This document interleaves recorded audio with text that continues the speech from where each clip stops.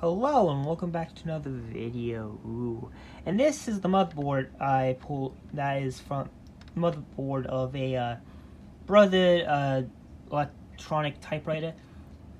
Truthfully speaking, I got it pretty much just so that I could rip electronic components out, logic components out of it.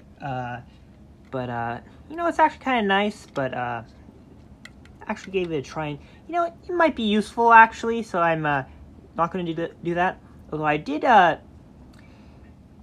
although I still wanted to know, what the hell are these chips? Well, I thought this was some sort of 8-bit microprocessor.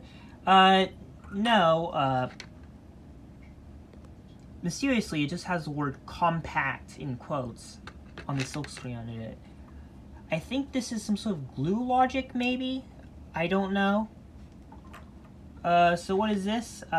This is actually the brains. Yeah, it's the PD78 series of microcontrollers. So I do want the ROM out of this.